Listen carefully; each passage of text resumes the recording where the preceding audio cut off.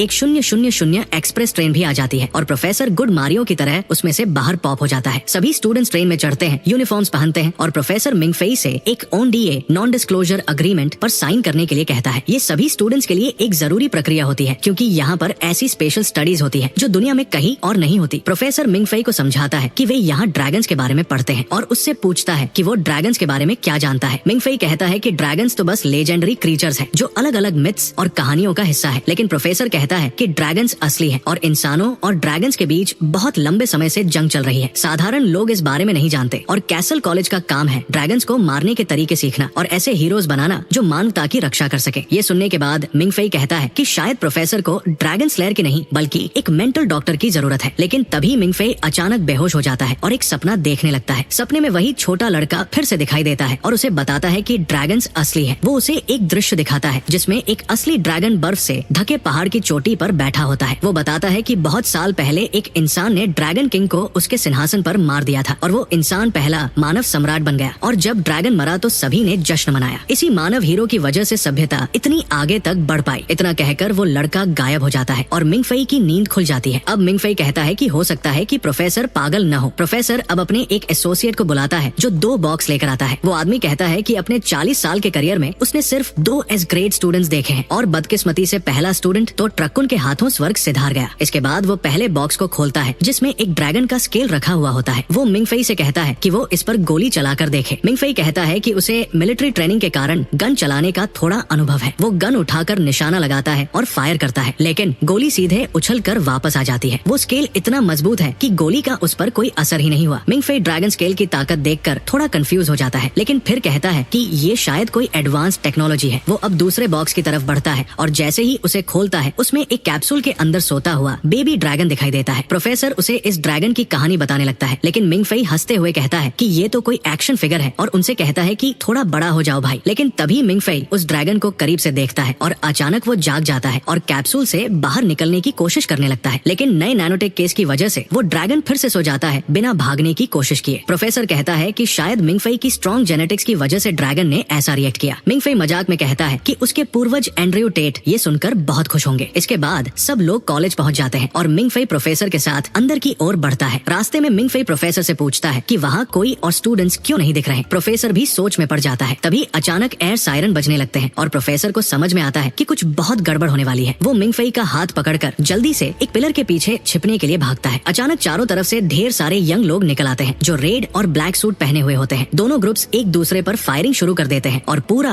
Area किसी war zone में बदल जाता है। प्रोफेसर भी गोली लगने से गिर जाता है और जल्दी ही आउट हो जाता है। ये पागलपन तब तक चलता है जब तक कि सिर्फ एक औरत और दोनों ग्रुप्स के लीडर्स ही बचे रहते हैं। अब दोनों लीडर्स आमने सामने आ जाते हैं। एक है स्टूडेंट यूनियन का लीडर सीजर और दूसरा है लॉयनहार्ट सोसाइटी का प्रेसिडेंट जेहेक। दोनों ऐसे लड़ते हैं जैसे कोई ओपी एनिमे के प्रोटैगनिस्ट हो और बेचारा मिंगफेई उनके सामने किसी एनपीसी की तरह लगता है। जब दोनों लीडर्स एक दूसरे को किल करने में व्यस्त होते हैं तो मिंगफेई 2 लड़कियों के बीच में फंस जाता है। रेड टीम की लड़की नैनो निकलती है जो मिंगफेई की ओर गन तानकर कहती देखती है कि वो नीचे झुक जाए, वो तुरंत पीछे खड़ी लड़की पर गोली चलाती है, लेकिन खुद भी हिट हो जाती है। अब ऐसा लगता है कि ब्लैक टीम जीत गई है, लेकिन तभी मिंग फेई अचानक अल्ट्रा इंस्टिंक्ट मोड में चला जाता है। वो अपने शरीर को उस छोटे लड़के के हवाले कर देता है जो उसके सपनों में आ रहा था, और अब वो लड़का बॉस की तरह दोनों लीडर्स को भी शूट कर देता है। इसके बाद मिंग फेई एक पिलर के पास बैठ जाता है और धीरे धीरे अपने शरीर पर कंट्रोल वापस पा लेता है। तभी वहाँ एक बड़े ग्रुप में नर्सेस और मेडिक्स आ जाते हैं और सभी को ट्रीट करने लगते हैं। उनके साथ एक गंजा आदमी जो ब्लैक सूट पहने होता है वहाँ आता है और इस पूरे इवेंट में बर्बाद हुए पैसों की शिकायत करने लगता है।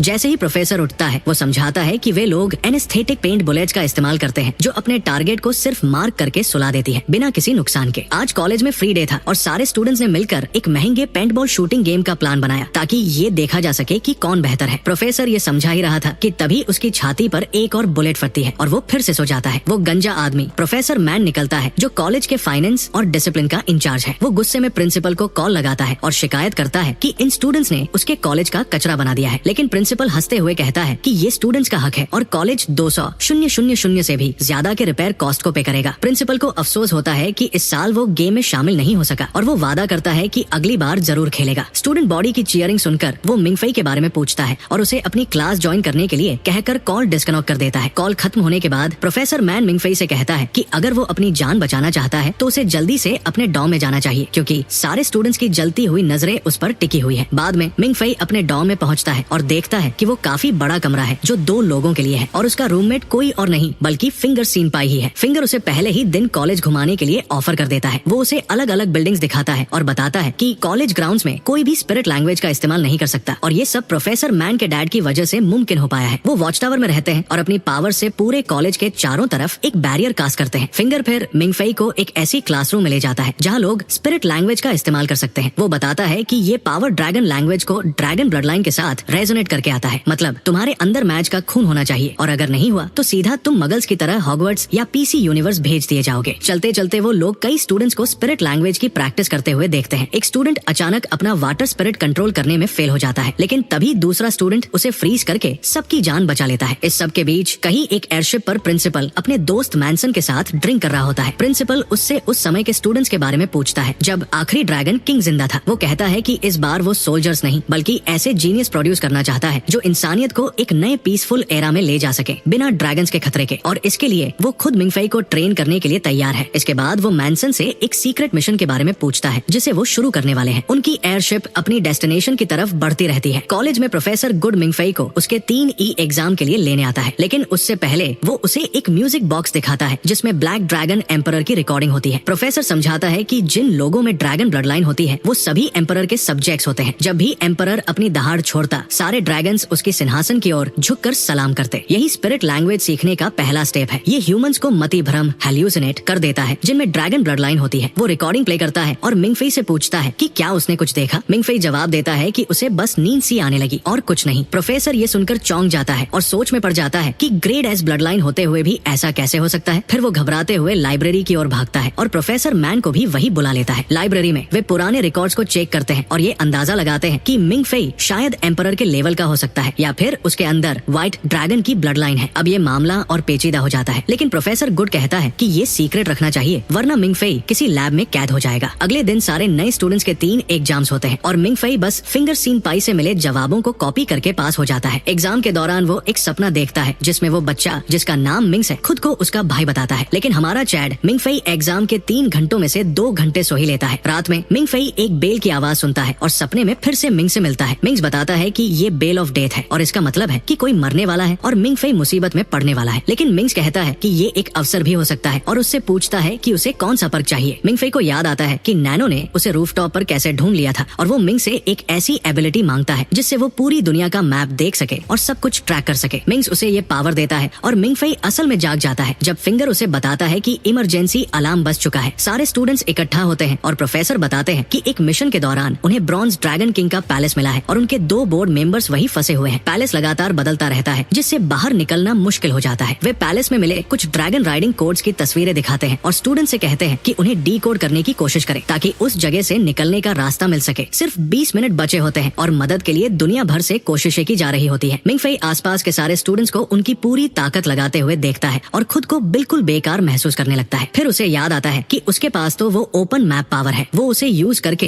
पैलेस से बाहर निकलने का तरीका ढूंढता है और उसे सबमिट कर देता है। आखिरकार वे उस रास्ते को उन लोगों तक पहुंचा देते हैं, लेकिन मुश्किल ये होती है कि उनके पास बचा हुआ ऑक्सीजन काफी नहीं होता। वो दोनों लोग वही होते हैं जिन्होंने मिंगफई का कॉलेज के लिए इंटरव्यू लिया था और हाँ, ये दोनों एक दूसरे से प्यार भी करते थे। वे अपनी पूरी ताकत लगा देते हैं कि किसी तरह सतह तक पहुंच सके और वो कूनन जिसे वे पैलेस से लेकर आए थे उसे डिलीवर कर सके। लेकिन उनके रास्ते में आता है ड्रैगन किंग का रिटेनर, एक सी ड्रैगन, जो उन दोनों को मार देता है। लेकिन मरने से पहले वो कूनन को एयरशिप में मौजूद हायर अप्स तक पहुंचा देते हैं। सी ड्रैगन वो कूनन वापस पाने के लिए उनका पीछा करना शुरू कर देता है, लेकिन मैंस अपने मरे हुए साथियों का बदला लेने के लिए पूरी ताकत से उस ड्रैगन से भिड़ जाता है। ये एक लंबी और खतरनाक चेज बन जाती है जहाँ सी ड्रैगन बार बार उन पर हमला करने की कोशिश करता है और आखिरकार मैंस की सेक्रेटरी को भी मार डालता है। मैंस इस सदमे में अपने मशीन गन से उस ड्रैगन पर फायर करता है, लेकिन सब बेकार। एयरशिप भी धीरे धीरे पावर खोने लगती है और ऐसा लगने लगता है कि अब सबका अंत आ गया है। लेकिन तभी मैंस को ध्यान आता है कि वो डैम के पास पहुंच चुके हैं। वो एयरशिप को डैम की ओर ले जाने का हुक्म देता है ताकि सी ड्रैगन उनका पीछा करते हुए वहां आए और वो उसे डैम के गेट्स के बीच कुचल कर मार सके। उनकी ये प्लानिंग काम कर जाती है, लेकिन उससे पहले ड्रैगन अपना एक दांत मैंस के पेट में घुसा देता है। बाद में प्रिंसिपल अनाउंस करता है कि उनका मिशन सक्सेसफुल रहा। उन्होंने कई जरूरी ड्रैगन राइडिंग कोड्स और आर्टिफैक्ट्स हासिल कर लिए और ये सब मिंगफई और बाकी स्टूडेंट्स की मदद से मुमकिन हुआ। लेकिन उसी समय कॉलेज की बेल बजती है जो बताती है कि उनके कुछ मेंबर्स की मौत हो गई है। हॉल से बाहर निकलते समय जियांग मिंगफई को उसकी हेल्प के लिए थैंक्स कहता है और उसे लायन हर्ट सोसाइटी में अपने सक्सेसर के रूप में ज्वाइन करने के लिए इनवाइट करता है। लेकिन मिंगफई साफ मना कर देता है कि वो इतनी बड़ी पोजीशन को नहीं ले सकता। एयरशिप पर वापस प्रिंसिपल अपने मरते हुए दोस्त के पास जाता है और उसे मिशन की रिपोर्ट देता है। वो उससे कहता है कि स्टूडेंट्स को इस लॉस के बारे में न बताएं, बल्कि उन्हें सिर्फ अगले मिशन के लिए तैयार होने के लिए कहें। साथ ही वो उसे ये भी कहता है कि उसकी गोद ली हुई बेटी नैनो का ख्याल रखे और उसे सुरक्षित रखे। कुछ दिनों बाद मिंगफई को नैनो की तरफ से एक ऑनलाइन इन्विटेशन मिलता है स्टूडेंट यूनियन की ओर से एक बॉल डांस के लिए। वो फिंगर के साथ वहाँ पहुँचता है और फिंगर उसे बताता है कि स्टूडेंट यूनियन का लीडर सीजर वेस्टर्न गैटुसो फैमिली का उत्तराधिकारी है। सीजर का एटीट्यूड काफी एरोगेंट है और ऐसा लगता है जैसे वो इसी तरह मिंगफई को स्टूडेंट यूनियन में शामिल करने की कोशिश कर रहा है, ठीक वैसे ही जैसे जियांग ने उसे पहले इनवाइट किया था। मिंगफई कहता है कि उसका कोई इंटरेस्ट नहीं है, लेकिन फिंगर उसे कहता है कि वहाँ महंगा खाना और ड्रिंक्स है तो क्यों न जाया जाए। रात में जब वो बॉलरूम में पहुँचते हैं तो पता चलता है कि नैनो असल में सीजर की मंगेतर है और सीजर ने ये पार्टी सिर्फ उसके बर्थडे के लिए रखी थी। सब डांस करने लगते हैं और फिंगर मिंगफई को खींच लेता है क्योंकि उसे पता है कि मिंगफई को वैसे भी कोई लड़की नहीं मिलने वाली। लेकिन तभी वो ब्लॉन्ड हेयर वाली नई स्टूडेंट जिसे मिंगफई बार बार देखता रहता था उसके पास आती है और उसे डांस करने में मदद करती है। उनका डांस इतना बढ़िया होता है कि सब लोग ताली बजाने लगते हैं। परफॉर्मेंस के बाद सीजर औपचारिक रूप से मिंगफई को अपने साथ खड़े होने के लिए इनवाइट करता है, लेकिन मिंगफई कहता है कि उसे सोचने के लिए टाइम चाहिए। फिर वो नैनो को ढूंढने के लिए बाहर चला जाता है क्योंकि वो थोड़ी देर पहले ही फ्रेश एयर लेने के बहाने निकल गई थी।